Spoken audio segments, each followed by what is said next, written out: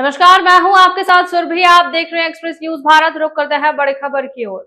जयपुर में chambers of technical institute of India द्वारा submit 2026 का आयोजन जयपुर के मालवीय नगर स्थित ई-सतवा होटल में किया गया है। इस कार्यक्रम में देश भर से CTII के प्रतिनिधियों ने भाग लिया और तकनीकी कॉलेज में आ रही विभिन्न समस्याओं पर गंभीर मंथन भी किया है। इस कार्यक्रम में देश भर से CTII के प्रतिनिधियों ने भाग लिया है और तकनीकी कॉलेज में आ रही विभिन्न समस्याओं पर गंभीर मंथन भी किया। कार्यक्रम में मुख्य अतिथि फेडरेशन के अध्यक्ष PS तोमर रहे।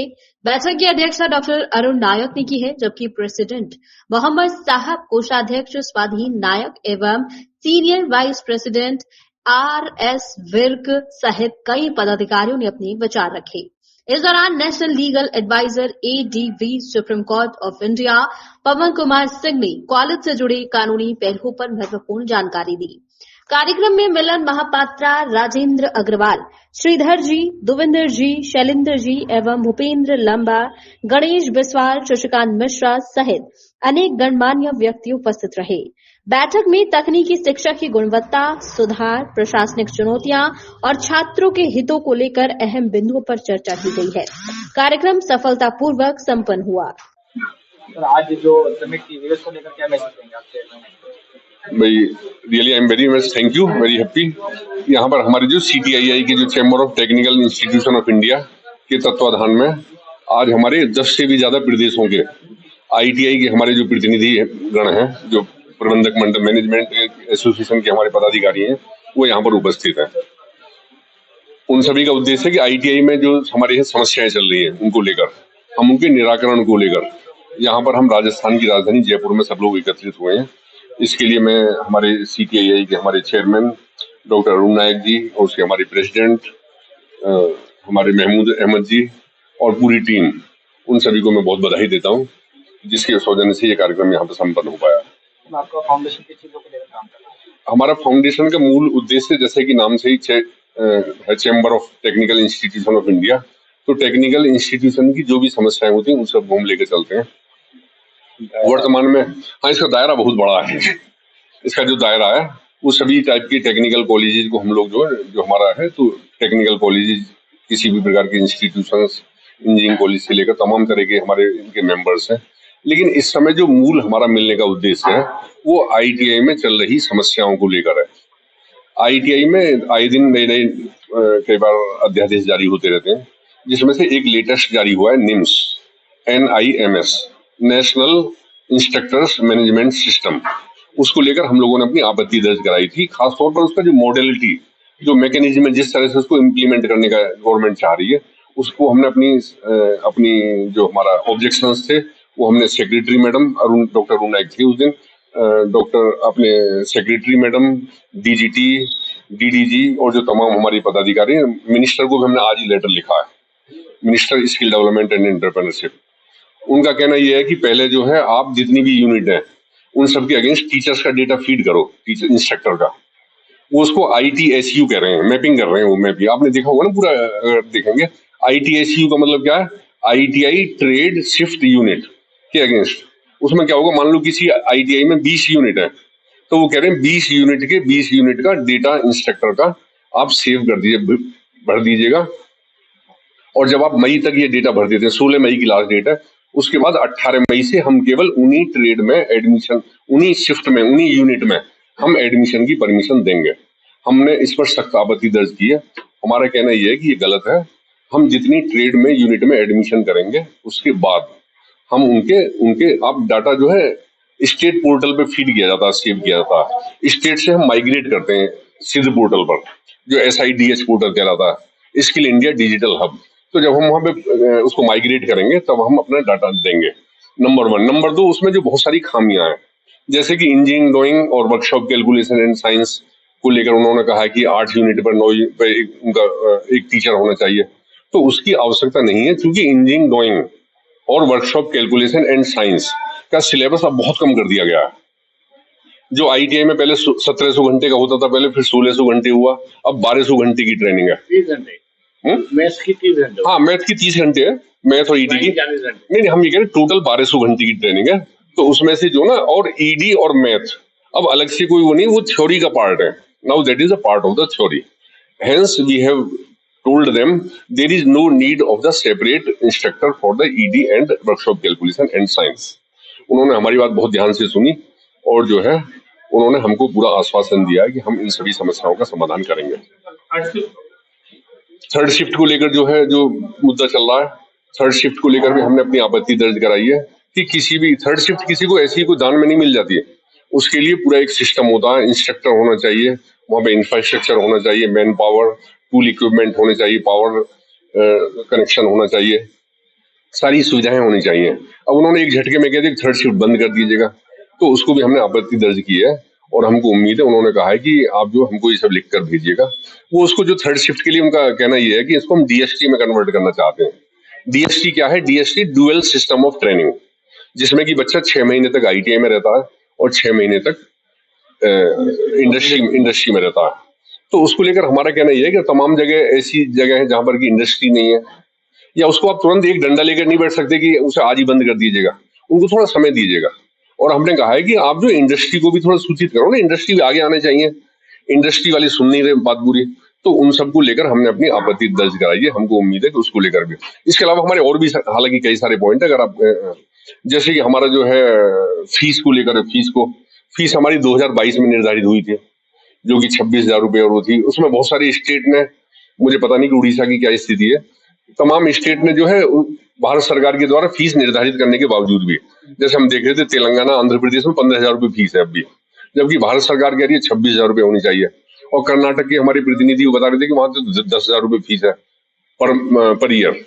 तो हमने कहा है कि भारत सरकार की फीस को स्टेट पर उसको मैंडेटरी किया जाना चाहिए, उसको लागू किया जाना चाहिए। और नंबर 2, चूंकि ये फीस 2022 में निर्धारित की गई थी, उसको दोबारा से इंडेक्सेशन के आधार पर, उसी ऑर्डर में ये प्रावधान दिया गया कि प्रत्येक 3 वर्ष बाद, एक तो हर साल महंगाई भत्ता जो बढ़ता है वो बढ़नी चाहिए, और इंडेक्सेशन के आधार पर इस फीस को बढ़ाते हुए फीस का पुनर्निर्धारण होना चाहिए। हाँ, इसके अलावा जैसे मार्कशीट में क्या आज की डेट में कि लड़का जो है खुद ही हॉल टिकट डाउनलोड कर लेता है, लड़का स्वयं ही हॉल टिकट डाउनलोड कर लेता है, लड़का खुद ही मार्कशीट और खुद ही एनटीसी सर्टिफिकेट डाउनलोड कर लेता है। तो यदि किसी मार्कशीट में कल को कोई लड़का टेम्परिंग कर लेता है, कोई किसी तरह की फैब्रिकेटिंग, कहीं नाम इधर उधर कर लेता है, कुछ चेंज कर लेता है, तो कल को मार्कशीट की जिम्मेदारी जो है ना संबंधित इंस्टीट्यूट की बताई जाती है। तो हमारा कहना यह है कि ये अधिकार जो इंस्टीट्यूट के पास होना चाहिए। Marksheet and NTC must be issued by the respective ITI, duly signed by the countersigned by the principal। ये CBSE में हर जगह होता है। अब जितना चेयरमैन हमारे फेडरेशन के बोल दिए हैं उसके बाद कोई गुंजाइश ही नहीं है और कुछ बात रखने के लिए, लेकिन आपके माध्यम से मैं बहुत धन्यवाद करना चाहता हूँ। ये 15 दिन की नोटिस में हमारे लगभग 10 स्टेट से, कर्नाटक हो गया, साउथ से हरियाणा, पंजाब, दिल्ली, राजस्थान, मध्य प्रदेश, उड़ीसा, बहुत सारे स्टेट से जो हमारे जितना डेलीगेट्स आए हैं, आपके माध्यम से मैं धन्यवाद देना चाहता हूं। बहुत बहुत धन्यवाद। फीस को लेकर बड़ी समस्याएं थी आईटीआई में, तो लेकर अभी मंथन हो रहा था आप लोगों का, इसको लेकर क्या करेंगे, किस तरीके से चीज पर काम करेंगे? नहीं, ये तो बात चेयरमैन साहब कर दी। प्राइवेट आईटीआई मैनेजमेंट एसोसिएशन में मैं एक सेक्रेटरी हूँ और साथ में मेरा खुद का आईटीआई भी चला रहा हूँ। आईटीआई में मेडिकल इलेक्ट्रॉनिक्स बोल के क्या है, ये जो डिपार्टमेंट जो है हर दिन हर साल नया रूल्स नॉर्म्स लेकर आते रहते हैं। उस नाम से क्या हुआ, अभी कर्नाटक के अंदर कम से कम 300 आईटीआई क्लोज हो चुका है। 300 आईटीआई क्लोज हो चुका है, इसलिए कि ये जो नाम्स बन रहा है ना, नाम्स अलग है, इसका अलग है। कि कोई भी अच्छा, बहुत सारे स्टूडेंट जो आईटीआई ट्रेनिंग दे रहे थे ना, ट्रेनिंग देने वाला आईटीआई जो ट्रेनिंग अच्छा चला रहे थे, उसी को नाम्स के अंदर डाल के शिफ्टिंग वगैरह डाल के इनको क्लोज कर रहे हैं। क्योंकि खुद का फायदा, गवर्नमेंट आईटीआई का फायदा के लिए वो लोग क्या इंडस्ट्रीज को साथ में लाके इन खुद का गवर्नमेंट का कुछ प्रॉफिट देने के लिए, प्रॉफिट देखने के लिए लोग कर रहे हैं। तो ये सब हटाने के लिए हम लोग पूछ रहे हैं कि नाम्स फ्लेक्सिबल करें और सब आईटीआई को ट्रेनिंग अच्छा देने के लिए हम लोग को परमिशन दे, और कि आगे से आईटीआई को क्लोज करने का नहीं, क्योंकि हम लोग बहुत अच्छा स्किल दे रहे हैं। जो अब तक मेरा आईटीआई के अंदर कोई भी एक अनएम्प्लॉयड नहीं है, ऐसा ये बताना जरूरी है। ठीक है, ये मेरा रिक्वेस्ट है कि ये नाम बनाना छोड़ दो, पुराना आईटीआई को आसानी से करता है। Chamber of technical institution of India ये प्लेटफॉर्म है, जितने भी आईटीआई टेक्निकल इंस्टीट्यूशन है हमारे, खासकर आईटीआई, और आजकल पीछे 5-7 साल से बहुत सारी प्रॉब्लम चल रही है, उनको सॉल्व करने का, उनको हल देने का एक प्लेटफॉर्म है सीटीआई। कितने देश में, कितने प्रदेश में काम? ये 22 स्टेट में मिनिमम हमारा यूनिट है, और खासकर जैसे कर्नाटका, उड़ीसा, आंध्रा, तमिलनाडु, केरला, और बहुत ही स्ट्रांग यूनिटी है। और पीछे हमने जो काम किए हैं बहुत सारा, 2014 में एक बहुत बड़ा एजुकेशन किया था, और ये सीटीआई यही काम करती है। किसी की भी किसी स्टेट में कोई प्रॉब्लम्स है तो वो हमें बताएं, हम उनकी सॉल्व कर दें। दिल्ली में हमारा ऑफिस है, और वहीं से हम ये सारा ये से जुड़े हुए हैं आप? हमारे 12,500 प्राइवेट आईटीआईज हैं। जैसे टोटल 27 लाख स्टूडेंट्स होते हैं, 22 लाख प्राइवेट आईटीआईज में होती है, और 5 लाख के करीब नियर अबाउट वो, ये 3-4 साल पुराना डाटा है, लेटेस्ट मैं थोड़ा नहीं कंफर्म कर पाया, और ये हमारे हैं। लेकिन सबसे बड़ी प्रॉब्लम ये है कि गवर्नमेंट जो है प्राइवेट आईटीआईज को ध्यान नहीं देती, जो इनको ध्यान देना चाहिए। आईटीआई को युवाओं में खासकर जैसे पहले क्रेज हुआ करता था, वो नहीं रहा, उसके पीछे क्या रीजन मानते हैं? उसका कारण सरकार तो स्किल्ड जो बच्चे हैं, स्किल्ड वर्कर को अहमियत नहीं, स्किल उनको कहते हैं अनस्किल्ड वर्कर ही इंडस्ट्री में चला जाएगा। तो जब अनस्किल्ड वर्कर इंडस्ट्री में जाने लग गया तो वो 2 साल अपना क्यों आईटी में खराब करेगा, क्यों फीस देगा? तो सरकार को आप किस तरीके से काम करेंगे? हम एजुकेशन, हम टाइम टू टाइम हम मंत्रियों से, जो अपने विभागीय हमारे ऑफिसर्स हैं, उनको टाइम टू टाइम बताते रहते हैं, मिलते रहते हैं। कुछ मसले हमारे सॉल्व हो जाते हैं, कुछ रह जाते हैं, दोबारा फिर उनको हम थोड़ा जगाते हैं। तो आपका परिचय? मैं RS Virk, CTI senior vice president CTI और फेडरेशन का जॉइंट सेक्रेटरी हूँ, ऑल इंडिया फेडरेशन। किन चीजों को लेकर एजेंडे में किन चीजों को शामिल किया गया? मेन तो एजेंडे में शामिल जो आईटीआई के सामने इस समय प्रॉब्लम आ रही है, एक तो NIMS को लेके, जो कि स्टाफ का डाटा हमें अपलोड करना है, ये एक बहुत बड़ी प्रॉब्लम है। इसके अलावा थर्ड शिफ्ट जो हमारी चल रही थी आईटीआईयों की, वो इन्होंने बंद कर दी है, या उसको DST मोड में इन्होंने शिफ्ट कर दिया है। तो ये भी एक बहुत बड़ा मुद्दा है कि उसको DST मोड अगर करना है तो हमें सीटें बढ़ा दी जाए, जो कि आज 20 हैं किसी यूनिट में, इलेक्ट्रीशियन या फिटर में, तो उनको बढ़ा करके आप 30 के करीब करें या 35 करें, जो कि पहले जैसे हमारी होती थी उसी हिसाब से इनको बढ़ाने का है। दूसरा, फीस हमारे चेयरमैन साहब ने बताया कि फीस 2022 में निर्धारण हुई थी, उसके बाद निर्धारित नहीं हुई है, तो कम से कम फीस को इसको बढ़ाया जाए। हर साल महंगाई भत्ता भी तो सरकार बढ़ाती है, तो हम आईटीआई संचालकों का क्यों नहीं बढ़ाते? तो ये हमारे कुछ अहम मुद्दे हैं जिन पे हम चर्चा करेंगे, और उसके बाद में इसकी सारी व्यू रचना करके और हम DGT में जाएंगे। मैं doctor Bhupendra Lamba, vice president हूँ राजस्थान ITI एसोसिएशन का, Mata Kitab Kaur group of education Hanumangarh से। और आज समिट में हमारे तकरीबन 10 प्रदेशों से पूरे भारतवर्ष से आए हैं, तो उन सबका मैं यहाँ पे हार्दिक अभिनंदन करता हूँ राजस्थान की पावन धरा पे कि वो पधारे। मेरा नाम महमूद अहमद है, मैं chambers of technical education of India का राष्ट्रीय अध्यक्ष हूँ। और आज के जो प्रोग्राम किया गया है, हमारे एक आह्वान में कम से कम 12 स्टेट के लोग आपके राजस्थान में पधारे हैं। बहुत अच्छा मीटिंग हुआ है। इस मीटिंग में हमारे जो chief pattern doctor BS Tomar साहब, मेरे चेयरमैन डॉक्टर अरुण नायक जी, और हमारे बहुत से दोस्त कॉलीग दूसरे स्टेट से जो आए, सब कोई हमारे यहाँ से आए हैं, मौजूद हुए।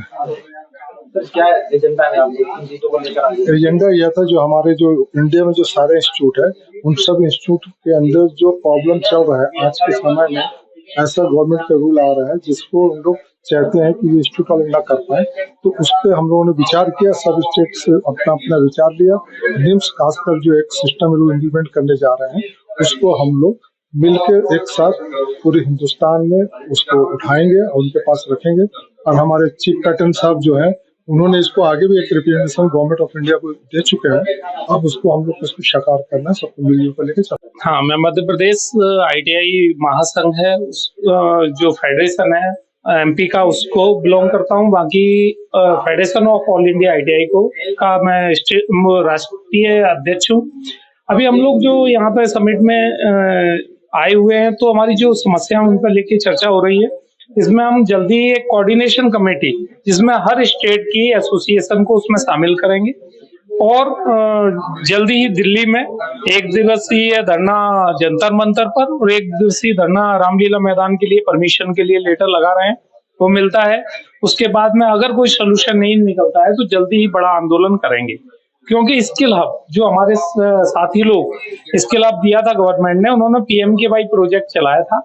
उनके बिल जनरेट हुए साल, 1.5 साल, 2 साल हो चुके हैं, लेकिन आज तक पेमेंट नहीं मिला है। उन्होंने अभी 2 दिन पहले NSDC पर दिल्ली कौशल भवन पर प्रदर्शन किया था, तो उनकी आवाज, उनके साथ भी हमें जाना है और ITI की जो समस्या है उनके लिए भी लगातार कार्य करना है, क्योंकि गवर्नमेंट का एक तरफा, आप राजस्थान में है इस समय, राजस्थान की 500 ITI गवर्नमेंट ने पहले बंद की हुई है। हर स्टेट में ये प्राइवेट ITI को बंद करने के लिए कठिन से कठिन